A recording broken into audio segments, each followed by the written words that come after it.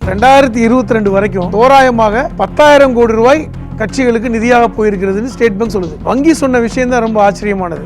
நாங்க டீகோட் பண்ணியிருக்கோம், அந்த பேரை கூட நாங்க ரகசியமா வச்சிருக்கோம். ரகசியம் காக்கப்பட்டது ஒரு வகையில சரிதான் என்றால் கூட அதை அந்த தகவலை கேட்டா கொடுக்கறதுக்கு உங்களுக்கு என்ன தயக்கம், என்ன பிரச்சனை? ஒரு கட்சிக்கு ஒரு நிறுவனம் எவ்வளவு நிதி கொடுக்குதுன்னு தெரிந்து கொள்வது என்பது ஒரு இந்திய குடிமகனுக்கு உரிமை இருக்கு. அதன் அடிப்படையில் தான் கேஸ் ஃபைல் பண்ணாங்க. ராகுல் காந்தி அதானி குழுமத்தையும் அம்பானி குழுமத்தையும் சொல்றாருல்ல, அவங்க எவ்வளவு கொடுத்தாங்கன்னு தெரிஞ்சு போயிடும்ல. ஏன் இவ்வளவு அதிகமான பணத்தொகையை ஒரு குறிப்பிட்ட கட்சிக்கு கொடுத்தாங்க? ஏற்கனவே பிஎம் கேர் ஃபண்ட்ல எவ்வளவு பணம் இருக்கு, அதுவே 10,000 கோடிக்கு மேல இருக்குன்றாங்க. அதுக்கு என்ன கணக்கு வழக்குன்னு இது வரைக்கும் தெரியல. அம்மா அப்பா எங்களை பாத்துக்கிறாங்க, எங்க அம்மா அப்பாவை மோடி பாத்துக்கிறாரு. இது ஒரு சாதாரண விளம்பரம். இப்படி நிமிடத்துக்கு நிமிடம் விளம்பரம் வந்துகிட்டு இருக்கு.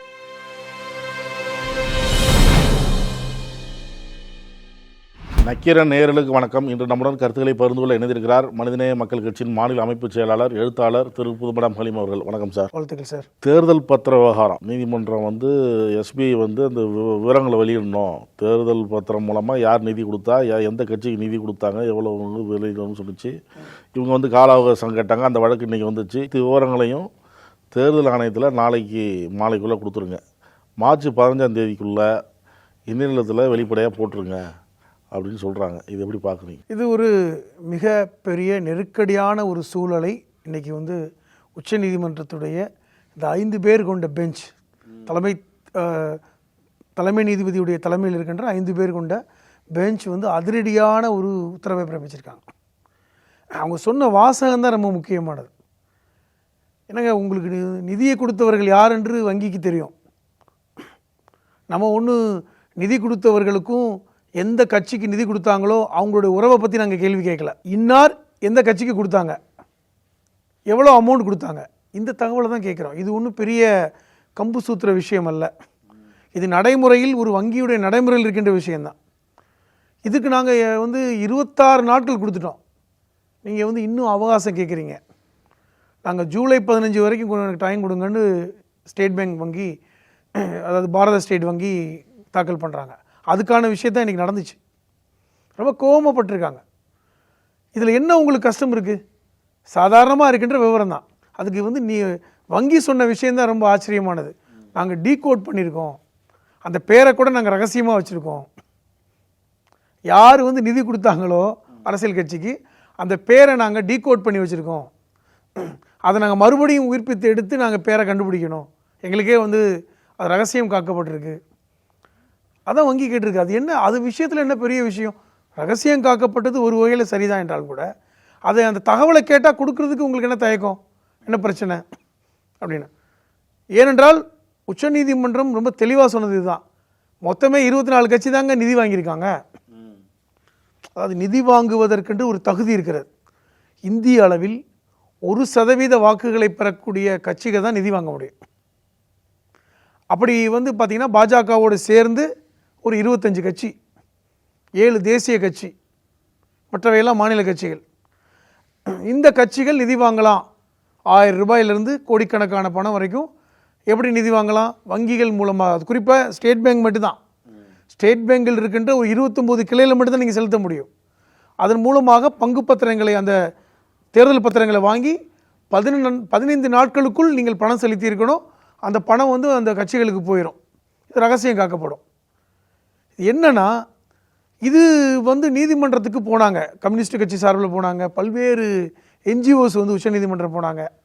அரசமைப்பு சட்டம் கொடுத்திருக்கின்ற உரிமை சட்டம் 19(1)A இந்தப்படி இந்த தகவலை ஒரு இந்திய குடிமகன் தெரிந்து கொள்ளலாம். ஒரு கட்சிக்கு ஒரு நிறுவனம் எவ்வளவு நிதி கொடுக்குதுன்னு தெரிந்து கொள்வது என்பது ஒரு இந்திய குடிமகனுக்கு உரிமை இருக்குது. அதன் அடிப்படையில் தான் கேஸ் ஃபைல் பண்ணாங்க. அதை உச்சநீதிமன்றம் ஏற்றுக்கொண்டது. இது உண்மை தானே? எவ்வளோ நிதி கொடுத்தாங்கன்னு தெரியல, என்ன கஷ்டம்? அது என்ன மறைப்பாடு இருக்கிறதுக்கு? இன்னும் சொல்ல போனால், இந்த நிதி கொடுத்தால் நீங்கள் வரி விலக்கு உண்டுன்னு சொன்னாங்க.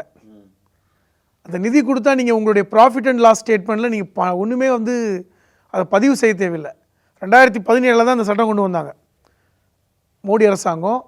2017 இது மாதிரி நீ தேர்தல் பத்திரம் மூலமாக நீங்கள் நிதியை கொடுங்கன்னு ஒரு சட்டம் கொண்டு வந்தாங்க. அந்த காலகட்டத்தில் தான் பிரதமர் மோடி உட்பட பாரதிய ஜனதா கட்சி கள்ளப்பணத்தை ஒழிக்க வேண்டிய ஒரு வேலையை செய்தாங்க. நம்ம இந்த டிமானிட்டைசேஷன் 2000 ரூபா நோட்டை நீங்கள் செல்லாதுன்னு அறிவித்தாங்க.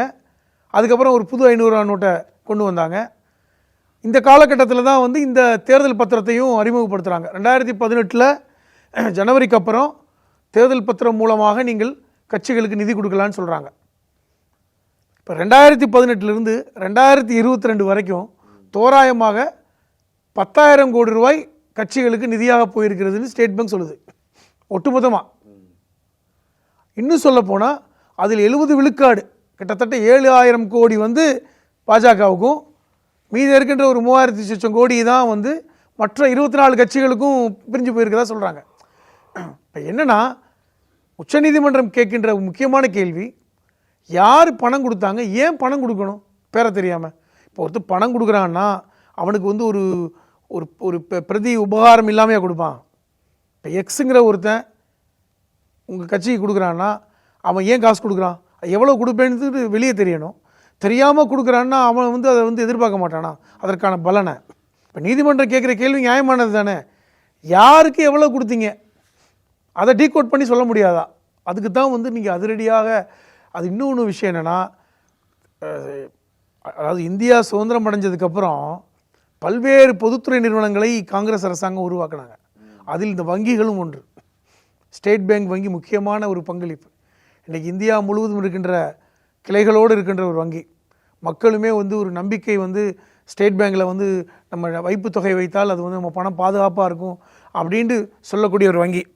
இன்றைக்கி அந்த வங்கி வந்து பார்த்திங்கன்னா ஒரு கட்சி சார்பில் செயல்படுவது போன்ற ஒரு தோற்றத்தை ஏற்படுத்திருச்சுல. இப்போ இன்றைக்கி வந்து என்ன சொன்னாங்க, நீதிமன்றத்தில் போய் சில நாட்களுக்கு முன்பாக ஜூன் 15 வரைக்கும் டைம் கேட்டாங்க. ஜூன் 15 வரைக்கும் டைம் கேட்குறாங்க. அதுக்குள்ளே தேர்தலே நடந்து முடிஞ்சிருமே. அப்போ அதுதான் நீதிமன்றம் கேட்குறாங்க, உங்களுக்கு 26 நாள் பத்தாதா, இன்னொரு வேணால் ஒரு நாள் எக்ஸ்ட்ரா தர்றோம், நாளைக்குள்ளே தகவலை நீங்கள் தேர்தல் ஆணையத்துக்கு கொடுத்துருங்க. தேர்தல் ஆணையம் வருகின்ற மார்ச் 15 மாலை 5 மணிக்குள் அந்த வெப்சைட்டில் யார் எவ்வளோ பணம் கொடுத்தாங்க, எந்த கட்சிக்கு கொடுத்தாங்கிற தகவலை பதிவு பண்ணட்டும். மொத்தமே 24 கட்சி தானேங்க. அது என்ன பெரிய கஷ்டம். அவங்களுடைய நடைமுறை வழக்கமான பணி தானே. இப்போ வேற ஒன்றும் பணி இல்லையே. வங்கியுடைய பணி என்பது 48 மணி நேரம் போதும், 24 மணி நேரம் போதுங்கிறாங்க. அவ்வளோ போதுமா? சொடக்கெடுப்பு போடுற நேரத்தை எடுத்துடலான்றாங்க. அது ஒன்றும் பெரிய கஷ்டமான வேலை இல்லை. இன்றைக்கி வங்கியில் வேலை பார்க்கக்கூடிய எத்தனையோ அதிகாரிகள் சொல்கிறாங்க அது ஒரு பெரிய வேலை இல்லை, அதை வேண்டுமென்றே மறைத்து வைத்திருக்கிறார்கள். ஏனென்றால் பாஜகவுக்கு யார் இவ்வளோ பெரிய பணம் கொடுத்தாங்கன்னு வெளியே தெரிஞ்சு போயிடும்.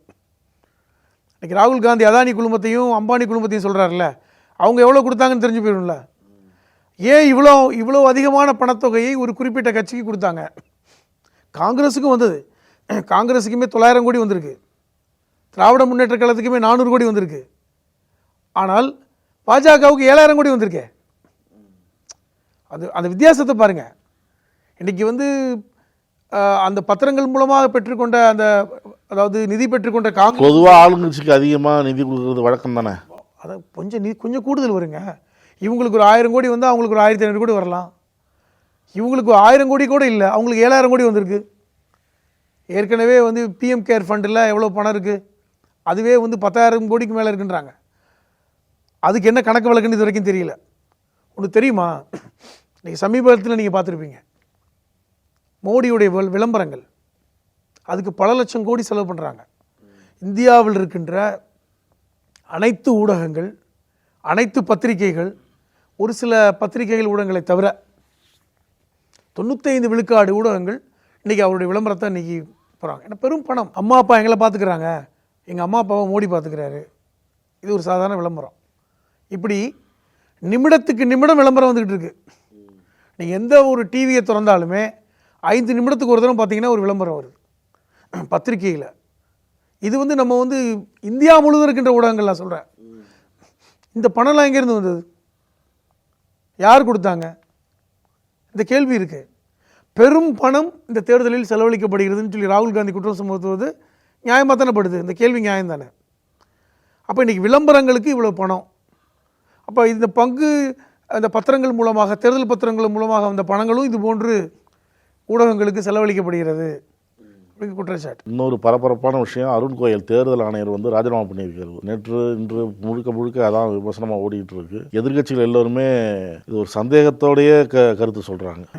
என்ன ஒரு ஆச்சரியம்னா, அவருடைய பதவி நியமனமே ஒரு சந்தேகமாக இருந்தது, அவர் பதவி விலகுனதும் சந்தேகமாக இருக்குது. அதாவது ஒரு தலைமை தேர்தல் ஆணையராக ஒரு தலைமை ஒருத்தர் இருப்பார், 2 பேர் கூட இருப்பாங்க, மொத்தம் 3 பேர் கொண்ட ஒரு குழு தான் இருக்கும். இன்றைக்கி வந்து ராஜீவ்குமார் தான் தலைமை தேர்தல் ஆணையர். அவருடைய பதவி காலம் கிட்டத்தட்ட இந்த தேர்தலோடு முடிஞ்சிடும். அதற்கப்புறம் தலைமை தேர்தல் ஆணையராக வரக்கூடிய வாய்ப்பு இந்த அருண் கோயிலுக்கு தான் இருக்குது. அப்படி இருக்கும்போது ஏன் ராஜினாமா பண்ணுறாரு? அதான் சொல்கிறேன். இப்போ யார் யார் இருந்தாங்க சில மாதங்கள் முன்பு வர? ராஜீவ்குமார், அனுப் சந்திரா, இந்த அருண் கோயில், 3 பேர். இந்த அருண் கோயிலுடைய நியமனமே சந்தேகம் எப்படி வந்தது? 2022 நவம்பரில் இவர் வந்து பதவி விலகிறார், அதாவது விஆர்எஸ் கொடுத்து விலகிறார், விருப்ப ஓய்வு. ஒரு மாதத்துக்கு முன்னாடியே டிசம்பர் மாதம் 2022 இவருக்கு பதவி முடியுதுங்க. ஆனால் நவம்பர் மாதமே வந்து விஆர்எஸ் கொடுக்குறார். இது ஒரு விமர்சனம். அவர் வந்து ஒரு கனரக துறை செயலாளராக இருந்தார். பஞ்சாப் மாநிலத்தை சார்ந்தவர். 37 வருடங்கள் ஐஏஎஸ் அதிகாரியாக பணியாற்றியவர். அவர் மேல் பல்வேறு விமர்சனங்கள் இருந்தாலும் கூட அவர் வந்து ஒரு மாதத்துக்கு முன்பு விலகி அந்த உடனடியாக 3 நாட்களுக்குள் அவர் தேர்தல் ஆணையராக நியமிக்கப்படுகிறார். இது ஒரு சந்தேகம் ஏற்பட்டுச்சு. இதன் அடிப்படையில் தான் வந்து ஒரு நீதிமன்றத்துக்கு போனாங்க.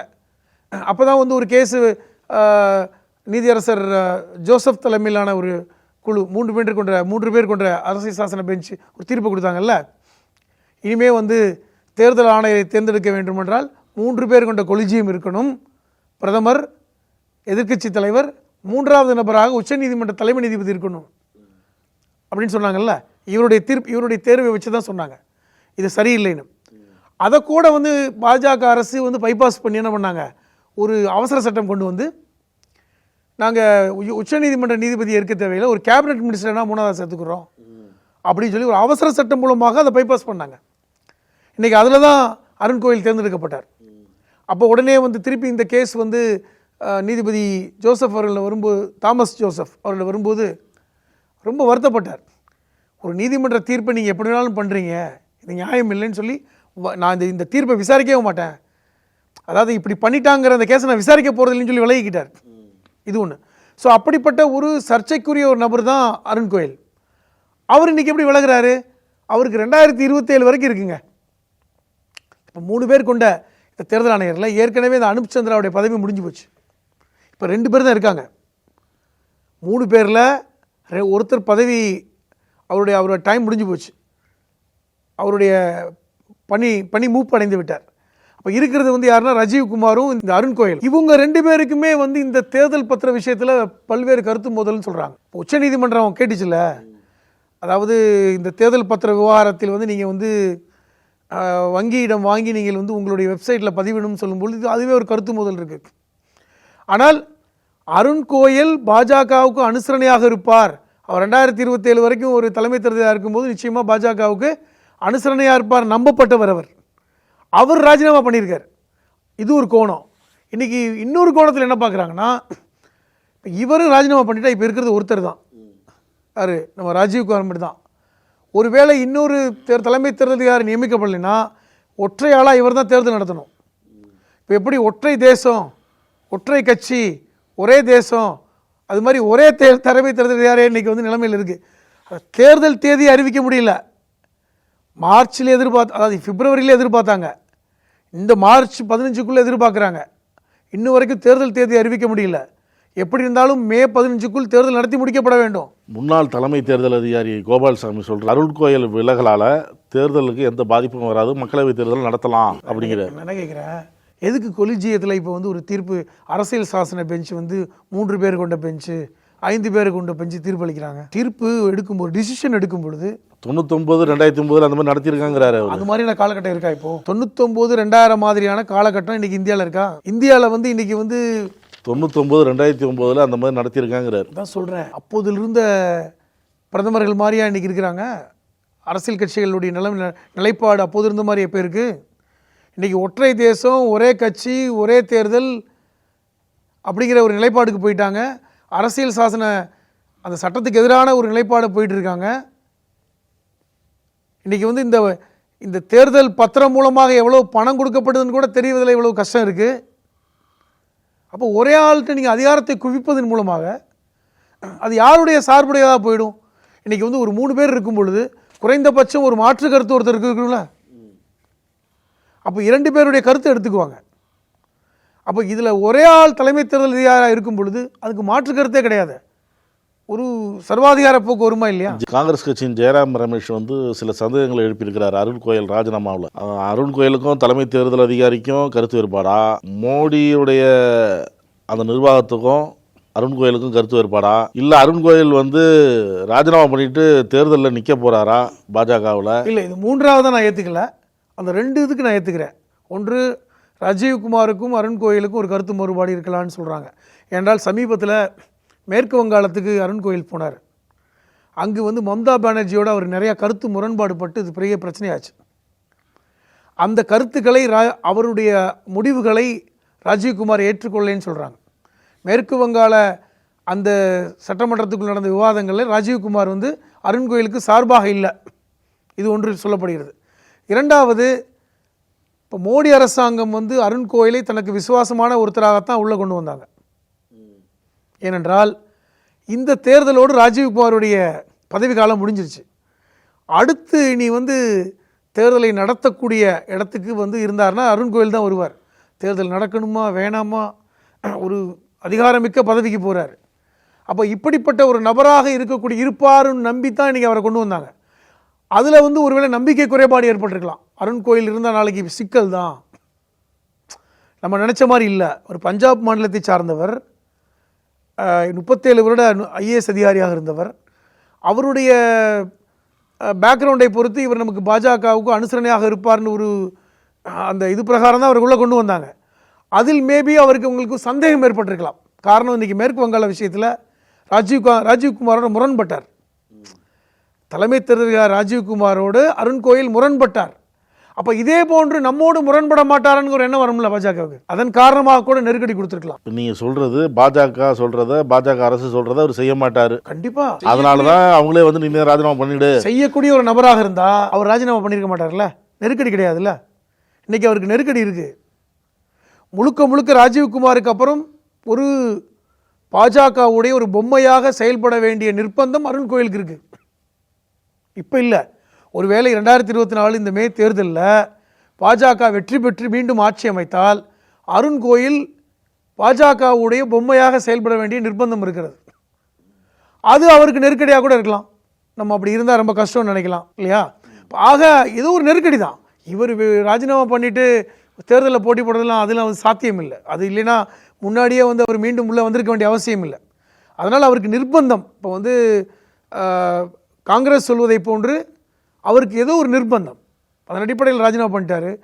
ஆனால் இன்னொரு பக்கம் பார்த்தால் ஒரு 3 பேர் கொண்ட கொலிஜியம் இல்லாத ஒரு தேர்தல் ஆணையம் ஒரு தன்னிச்சையாக ஒருவரை மட்டும் சார்ந்திருக்கின்ற நிலையில் அது நிச்சயமாக வந்து ஒரு ஏதாச்சாதிகார போக்கோட தேர்தல் ஆணையம் நடக்குவதற்கும் வாய்ப்பு இருக்குது. மக்களவை தேதி எப்போ வேணாலும் அறிவிக்கலாம், எந்த நேரத்திலும் அறிவிக்கலாம் அப்படின்னு சொல்லி அரசியல் கட்சிகள் தீவிர பிரச்சாரத்தில் இருக்குது. ஏன் பாஜகவே வேட்பாளர் பட்டியலாம் வெளியிட்டுருச்சு, காங்கிரஸ் முதல்கட்ட வேட்பாளர் பட்டியல் வெளியிட்டுருச்சு, மற்ற கட்சிகள்லாம் தீவிரமாக பணியாற்றி இருக்கும்போது இந்த அருண் கோயல் ராஜினாமா பண்ணியிருக்கிறார். அதுக்கான சில காரணங்கள் இருக்கலாம்னு நீங்கள் சொல்கிறீங்க.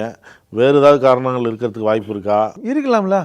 இப்போது ஜனவரி 28 வந்து பார்த்திங்கன்னா தேர்தல் அறிவிப்பாங்கன்னு சொன்னாங்க, அறிவிக்கலை. பிப்ரவரி மாதம் முழுவதும் அறிவிக்கலை. இப்பொழுது மார்ச் 11 ஆயிடுச்சு, 15க்குள்ளே அறிவிப்பாங்கன்னு சொல்கிறாங்க. அருண் கோயல் ராஜினாமா பண்ணிட்டார். அப்புறம் அருண் கோயலை விட விசுவாசமான ஒரு நபரை அவர்கள் தேர்வு செய்திருக்கலாம்.